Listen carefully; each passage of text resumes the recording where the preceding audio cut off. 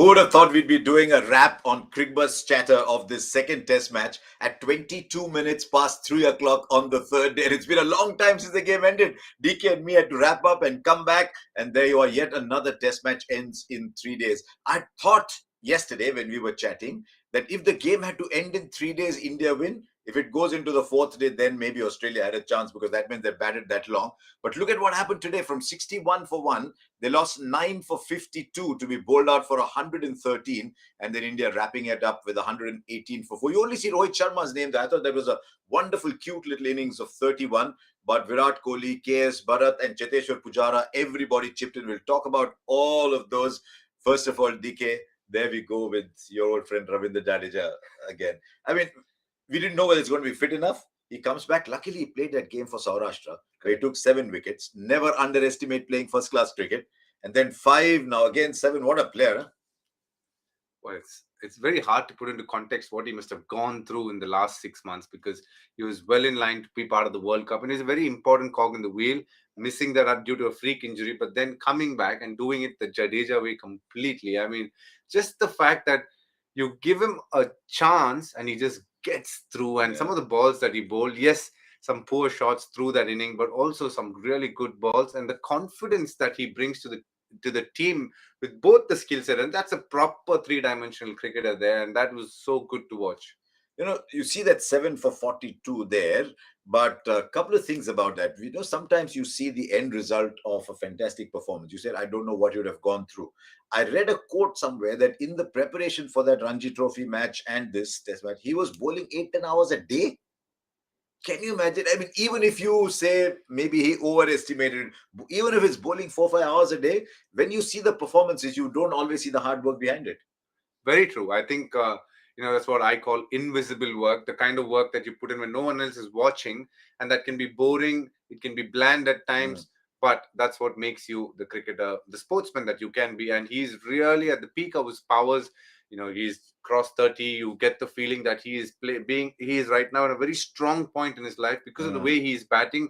You can argue that when India goes abroad, you actually get the feeling that he's solid against fast bowling as a batter, and that gives you a lot of confidence. And come to India, 10 for is not something that's easy, but he seems to do it with consistency in terms of, we always talk about greats, Anil Kumble, Ravichandran Ashwin. He's right up there just as a bowler right now. He's just putting up those performances. Interestingly, stats do say his average has gone better than Ashwin now. Yes. That says a lot.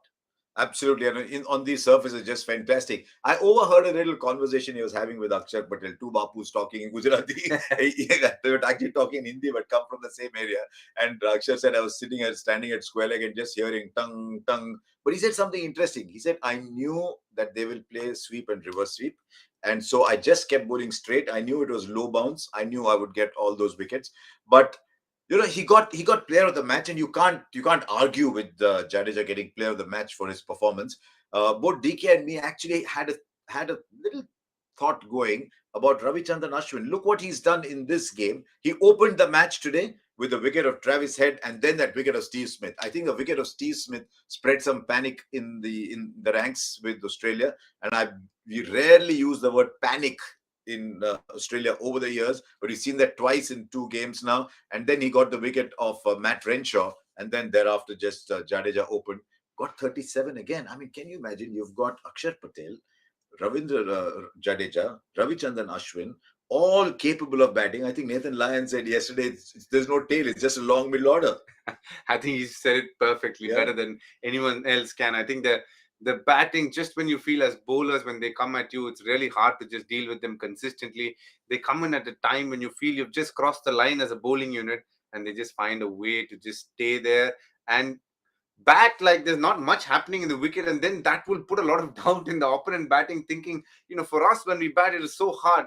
Also shows the quality of their bowling. I think it is phenomenal. Going back to that man of the match, I personally still feel, no offense to Jadeja, I think he had a great match, but my vote was definitely for Ashwin, because even on the first day, the 2 wickets in 3 balls that he got, Manas Labuschagne and Steve Smith, was amazing. also the fact that he contributed at a time when India Yeah. really needed it. 139 One- for six, and then get a partnership of 114 from there. Phenomenal effort there. So my man of the match was Ashwin, but obviously very close in contention with Jadeja. 10 wickets is no mean feat, and he obviously batted well as well. But just terrific in terms of how well this Jaddu Ashwin combination. As I said before, when a team takes the flight to come to India, before, when India used to go, we used to have nightmares about fast bowlers and how good opponents can be. I think when any touring team comes these days, they're obviously having a lot of thoughts about how to play these two bowlers. And sometimes I think they lose it in their minds. We're going to talk about Australia's batting a little later. Sometimes I think they lose it in their minds. I thought the stark contrast came when India came out to bat. India also knew that batting was not going to be easy on this track. But India's approach to disrupt the bowling was to use the feet and go down. And I thought, he went 31, and in the course of a career, you don't remember one innings of 31, but he was looking so good, Rohit Sharma, that 31 of 20 balls. I was enjoying watching him bat. Absolutely. I think he was top notch there. Arguably the best batter in that lineup for today in terms of the shots that he played against the spin, stepping out with authority. And also in these kind of low chases, the only chance for you to lose the game is if you lose wickets early and in a cluster. And that's exactly what he didn't allow Australians to be able to do, and that was really good. And some of the shots that he chose, he had a long on line, but still went down the ground for a six. Now that is somebody special who knows how to play that shot, when to play that shot, and also the confidence and backing himself to do it. There are not many better hitters when someone steps out to a ball than Rohit Sharma in world right now. And he looked very good. I want to pick on two other batters very briefly today before we come down to someone who's a favorite of both of us. Virat Kohli made 20 today, and he made 44 in the first innings. Over a career that now 25,000 runs, a 44 and a 20 will not get talked about very much. These are not significant scores over a career. But given that he struggled a little bit against spin, I saw him in Bangladesh and I said, oh, Virat, is this you? And now he's come back. I thought he batted really well for those scores of 44 and 20. I mean, for a player like Virat, you might say, what on earth is this guy talking about? It's only 44 and 20. But I thought it was an indicator that he's coming back to the Kohli we know against spin. Absolutely. I think as cricket fans over a period of time, we look at the results and sometimes we tend to just look at the numbers per se on the right hand side of the column. But as a player, when you look at it, you get confidence from certain knocks. This will be one such knocks because others were struggling to play Lion. You should remember the 2 wickets that fell before that. Pujara and KL Rahul looked like Lion was making it happen. They were struggling. And then you get Rohit Sharma, who was batting well. He gets out, and you're right in the middle of things, and he made it look like not much was happening. That is class. That is pure class. He had a great plan where he covered his off stump, got into line, and made sure he was scoring runs on the leg side. So as a bowler, when you don't see the stumps, it's very hard to go further outside because then that opens up the gap in covers where they don't have a fielder. And when you get into the stumps, he's comfortably playing you. So that is gamesmanship, and I thought he got his game plan perfectly on point this game. Now, DK mentioned it'll make him feel better for the rest of the series. When you come into bat when there's 28, 30 runs left to win, you're almost on a hiding to nothing. What is the best thing that you can do? You can be 12 not out, 14 not out, but you want to go back not out. I thought in that little phase, KS Bharat just showed the team management, if you want me to bat at number 6, I can bat at number 6 at this level. I thought his 3 cover drives, the big hit, were fantastic. And in the context of the series, because everybody is talking about missing Rishabh Pant, make no mistake, everybody is missing Rishabh Pant. So if you are the guy who's there because someone's missing Rishabh Pant, that's not a great position to be in. I think those 2 low catches that he took and the runs that he scored will just make him feel better about being KS Bharat. As a test cricketer, when you walk in, you play domestic cricket over a long period of time. Yes, the IPL is helpful if you've played it, which he has and done well. So that will give him a little confidence. But no matter what, when you come into the test arena, had a couple of hits, you've not got runs, but you've kept decently. You need that one score to tell you, you know what, I belong in this place. Yeah. And luckily, they sent him at number 6. They could have easily sent Jadeja, but tactically, they used KS Bharat because the off spinners were bowling better. And what he did was really good to watch because he not only took on the bowlers, which was what he was sent to do, but did it correctly, playing shots that he knew as slog sweep and cover drive are 2 shots that come to him very well. He backed that, he trusted that, but in between that, there were some tough balls bowled. He defended it and backed the defense. And now that's what was lacking in Australia. And that's what in that small little knock, KS Bharat, of very little experience, as much as the Australians would have experience in India, playing test cricket is exactly probably what KS Bharat would have. yes, he's grown up in these conditions, but still pressure is pressure, and playing for India is a completely different ball game. And I really enjoyed the shots that he played, authority, but most importantly, he can have a good night's sleep. Now he'll go back to Andhra, Hyderabad, wherever he is right now, and can sleep well, saying, you know what, I have another 2 games, and I'll show the world what I have, and that is a good feeling to sleep with. There are a couple of people I feel for in this side. Can you imagine if you're an Akshar Patel, you're thinking, can I play a test match? Oh wow, I've got this fabulous deck. This deck is made for me. I've got this extra pace. Can I run in and bowl? Maybe I can get wickets. You got one over. Forget the wickets. You got one over. That's how good Ashwin and Jadeja were. And I genuinely felt for one man whose name is not on that list. If you played, when I was in my first year in school cricket, playing for my school in the first year, you're playing the Hyderabad Cricket Association League with the 12th standard boys. You're in 8th standard, 9th standard. You don't get batting, you don't get bowling. And then you come home and you say, what happened today? No, others did well. If you're Mohammad Siraj, you look at that scorecard and say, did I play the game today? Did not get a single over. But yeah, that happens. There'll be other days. I thought he really bowled well in the first innings, but you get those days. Right, what about Australia then? There's been such a lot of talk about their approach. Frankly, having been a fan of the Australians' way of playing, having seen them over the years, I was very disappointed. I'm going to chat with DK about that, but I think we've got a question from one of you about it as well on Cricbuzz Chatter. So let's see the question.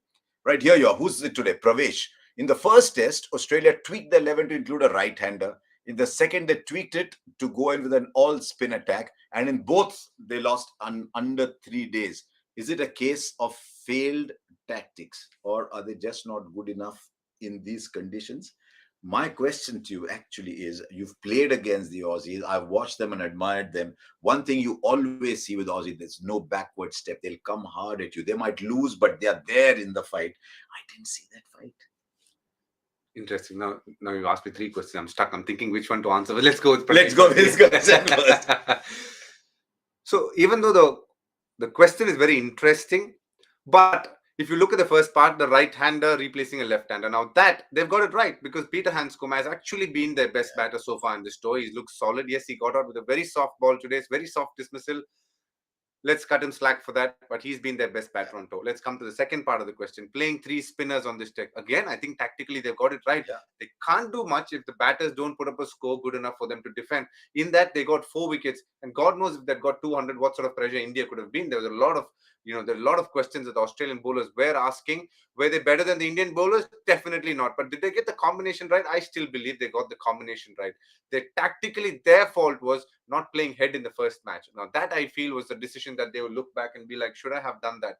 So I don't think that that was a fair decision. But today, again, when he batted, not today, but yes, last night when he batted, he showed the world how he is capable of. And you get the feeling that from here on in the series, he is going to open, because he showed and played some shots which will give confidence to the Australian dressing room. And which was your third question, Harsha? I'll come back. No, you said 3 and you answered 1 so far. But we'll get there.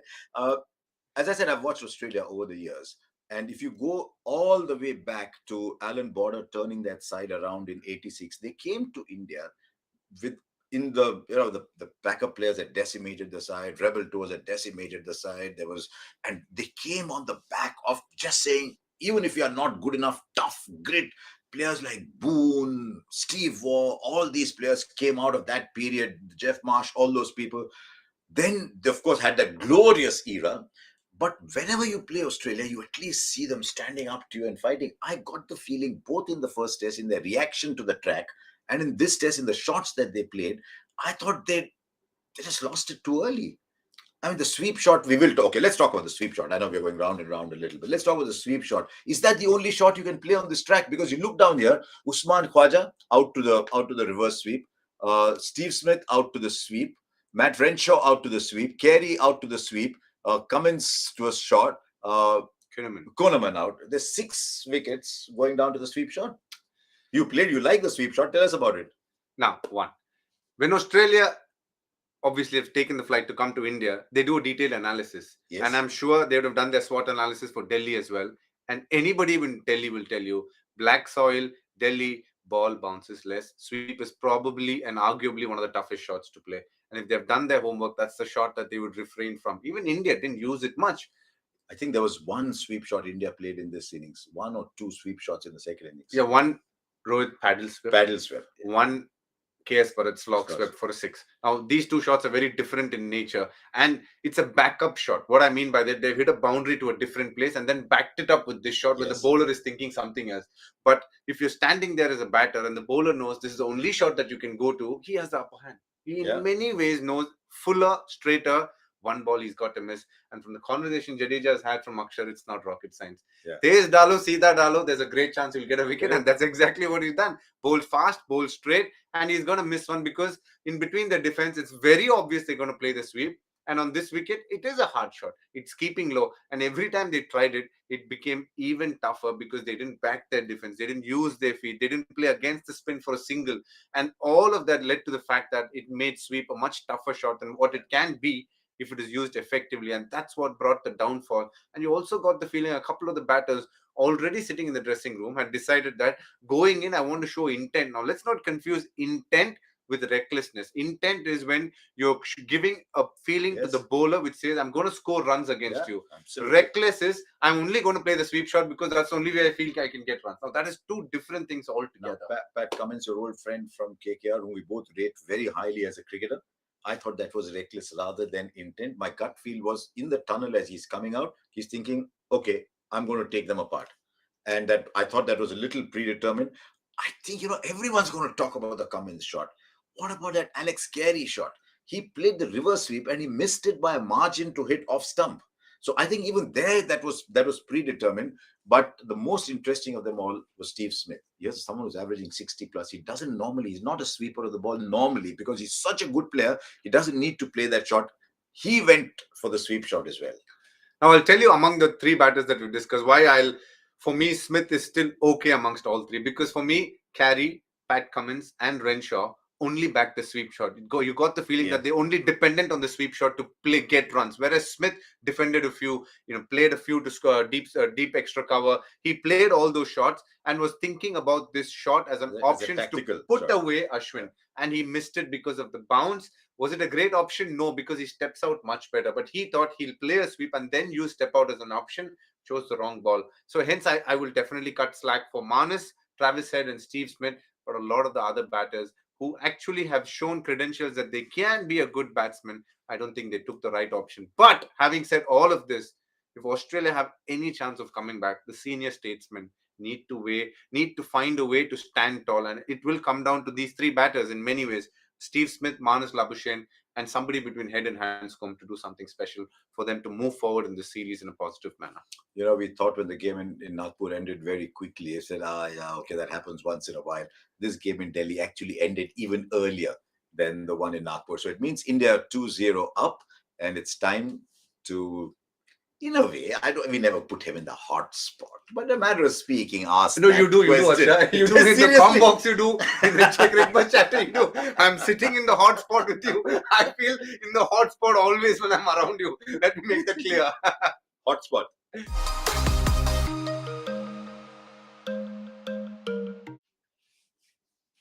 Okay, World Test Championship final. We've been talking about India made the last one, and there's so many different permutations. But 2-0 India doing their chances no harm. Sometimes you depend on others for the results, but India are fast getting into a situation where they can control their own destiny. If they can go ahead win it 3-0, maybe 4-0.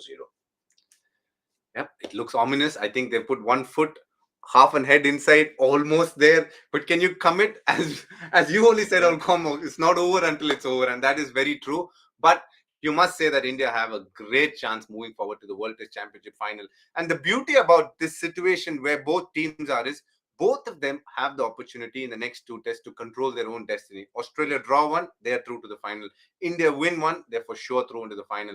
So both of them here have an amazing opportunity to control their destiny. Unlike other teams around the Sri Lanka, New Zealand, where South Africa's have to depend on these results. Whereas India and Australia are right now in a position where they don't need to look at anybody. Just look deep down inside for India to find another performance, and they go into the World Test Championship final. Australia, very similarly, a much harder place to dig and go deep and find. But if they do, which they are capable of doing, then they walk into the finals as well. But what's interesting is it's looking, the way you're going ahead, it's almost like those election analysts said, this is likely to happen, but they know it's going to happen. It's looking like India versus Australia. And it's a funny thing. It's like two friends meeting in one place and saying, okay, let's have coffee in the other place. You can have it here, but let's go to the other place and have coffee. It's going to be like that. 4 tests in India. They'll take the flight and they'll go to London, and the two teams will probably play each other again in different conditions at the Oval, where Australia will tell all their spinners, thank you very much. It was good knowing you. Go back to Hazelwood, go back to Stark, go back to Cummins. Cummins didn't even bowl today. He'll bowl a lot more there. So that is what it was. Let's look ahead then. Before we do that, actually, it's interesting what Rohit Sharma said about the balance of the team. We all talk about the balance, and he says he's blessed to have this kind of balance. The team composition just works right. I have to say this, and I'm very confident about saying this. I do think this is probably India's strongest home team ever, just for the fact that they have three of the world's best spinners, arguably, and they have those three spinners who can bat anywhere in the top six in a lot of other teams. Now, how many teams can boast about that? How many Indian teams in the previous past can boast about that? I would be very surprised if there were many. Okay, so there you are. That was this test match here in Delhi. Nagpur 2.5 days, Delhi 2.5 days. Someone saying, if you add on what's left in this game, you could actually play a fifth test match in the series. That's a problem for the broadcasters to worry about. This not. I'm talking about that, Harsha. Broadcasters. I heard in the recent past, India, in a certain stat, have won a lot of games under 3 days. Is that a problem? Will they feel sad to an extent saying it's getting over under 3 days? See, he's young in the world of broadcasting still. So first of all, let me tell you, in the way contracts are done, as you know very well, because you're very smart with contracts, that if a 5-day game ends in 2.5 days, the commentators still get paid for 5 days, but the broadcaster in this case can only put out ads, which is their major source of revenue, for 2.5 days. You can't put out an ad where there's no game, but they have to pay the BCCI for all the 5 days. And that is what happens. It goes dark. It goes dark. The lights went off. The lights went off on Australia, not. The lights are going off everywhere. Jeez. I mean, can you imagine you're sitting in a hotel room and the hotel is symbolically saying this is what the series is like. This is what Star Sports or the other broadcasters are feeling right now. Okay, let's look ahead. Preview for the next test match. The next test match is now a long time away. The next test match is on 1st of March. You don't have to decide anything very quickly, but maybe Australia will sweat on the fitness once again of Green and Stark. Maybe they'll want Green and Stark coming in to Indore. Can Indore prepare a track that helps the turners? We don't know, because if they're in 1 day mode, then it's a 350 kind of pitch. But let's look at India first. There was one slot that was the talking point before this game started, and that was KL Rahul. Didn't do too well in the first innings. Lot of chatter around him in the second innings.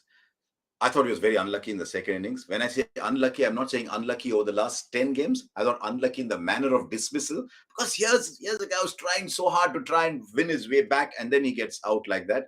But now that has happened. You got 10 days.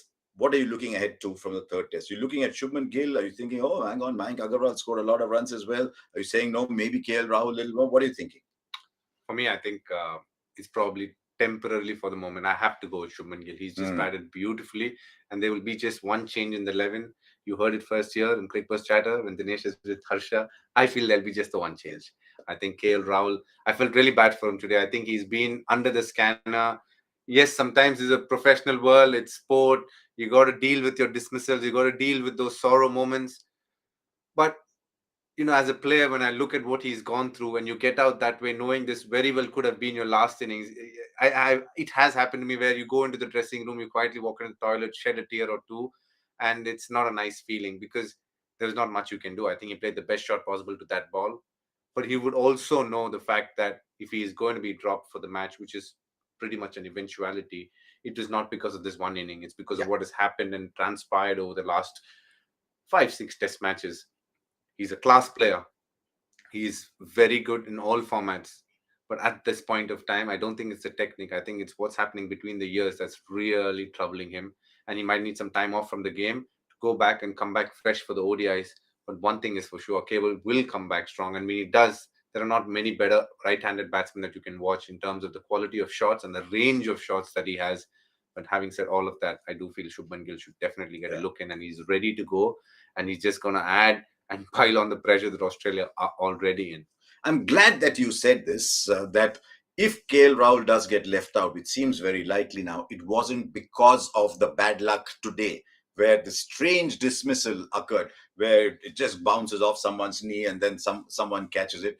It is as an outcome of all that has been happening for a while. I think Rahul Dravid said, we will continue to back him. I don't think that means we will continue to pick him come what may. It means we are not ready to lose him as a cricketer. We will continue to back him, and I think that is what the coach needs to say. I also believe, and it's a personal view. I've known Venkatesh Prasad over the years. I've got time for him. My view simply is that when you're playing for India, when you've got a player for India, you're backing India, you may disagree with his selection. But when he is playing for India, you still continue to back him. At the end of the test match, again, you say, look, I disagreed with you. There's been a lot of chatter on Twitter saying, what is this? Is Venkatesh Prasad saying this? Whatever. I have a lot of time for Venki. We greet each other very pleasantly. I just thought I disagreed on the timing of his criticism, not on the tone. That's his question. I just disagreed a little bit with the timing of the criticism in the middle of a test match when someone is trying hard. So no hard feelings, Venki. I know you'll be watching Cricbuzz, but that's just what I thought. Okay, so that was it for this test match. Australia have a long way back. Can Australia make any changes? They'll want Cameron Green to come back. Maybe they'll want Stark to come back. They'll take a look at that surface in Indore. My fear for them is that there's too many unpickable players in that side. They still can't pick Ashton Agar because I think it seems a bit like an open secret that they can't pick him in the side. But I don't think they'll worry about it just now. At the moment, they'll just let this moment go. They'll say, okay, let's go to Indore. Let's see what is happening there. They say when the wounds are raw, you just let them be for a while. That's the first on Cricbuzz for me. When the wounds are raw, let's just let them be for a while. Yeah, let the wounds, when the wounds are raw, let it be. But I must say, if they face a similar pitch, Harsha, where they feel that it'll aid spin, what would you do if you're Australia?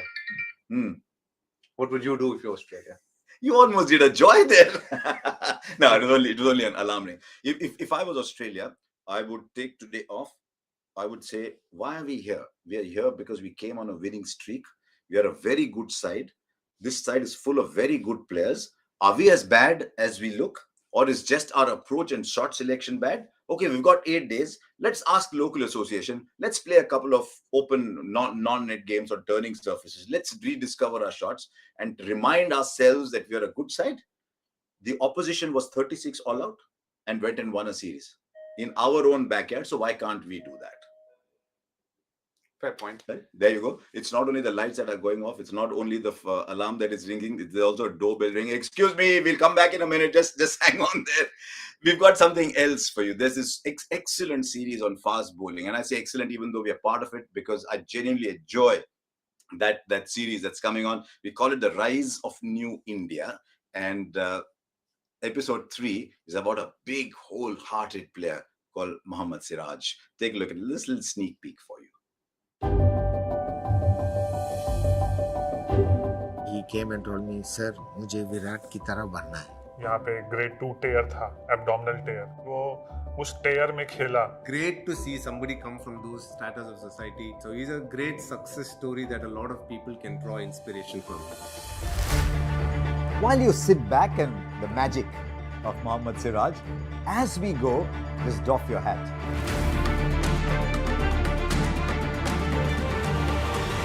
He's calling me to ask when I would be part of this Indian team. Ravi, one thing he told me that उसका confidence को मानना पड़ेगा. वो भी एक ऐसा bowler है जिसको bowling करना बहुत पसंद है. Lovely performances that he produced for India A, and I think he deserves that red ball cap. Siraj was one of the success stories of that program and of our domestic setup. He was about to be dropped. Virat Kohli backed him and said, I want him playing the playing 11.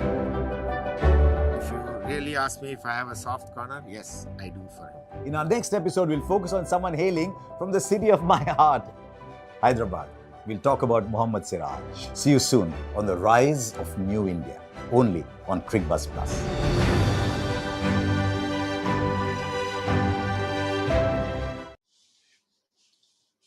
That episode is out on Cricbuzz Plus, so do go there and see it. I'm delighted that not only DK and Ishant and everybody else on it, but Bharat Arun's getting his due because I think he's worked really well with these fast bowlers. It's a very interesting word that Mohammad Siraj uses for him. He says, "Mere liye wo ek farishta tha." That when I was at my lowest, it was like an angel who came and looked after me. And it's nice to hear these stories in Indian cricket where people are there for each other. And Mohammad Siraj, through difficult circumstances, is coming up and doing really well. So to get to know him better, to understand him better through the eyes of people who know him well, just log into that rise of new India. Will there be a new Australia in the series? We'll get into March before we come back on Cricbuzz Chatter. And what a month March is going to be. And we've got the 2 test matches here to come, the 3 ODIs. Very excited about the WPL starting. I hope it heralds a revolution in Indian cricket and that there's young girls, young women all over wanting to play cricket. So great month coming up. But for the moment, we're actually saying goodbye faster than we thought. You forgot IPL starts March 31st. Oh, 31st. Okay, I'll tell you one thing. Starts March 31st.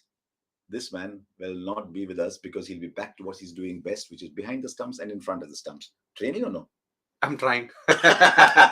No, but they're giving you time off. You can go to Chennai tonight and start training I again. must admit, I'm thankful to Team Australia a little bit on Yeah. that account. Yeah, but we won't give him a hard time about the team he's playing for. This could be the year for them. I actually think RCB's got a very good side. I mean, sometimes we laugh it off. I think they've got a really good side. But on Cricbuzz, we'll chat about that a lot.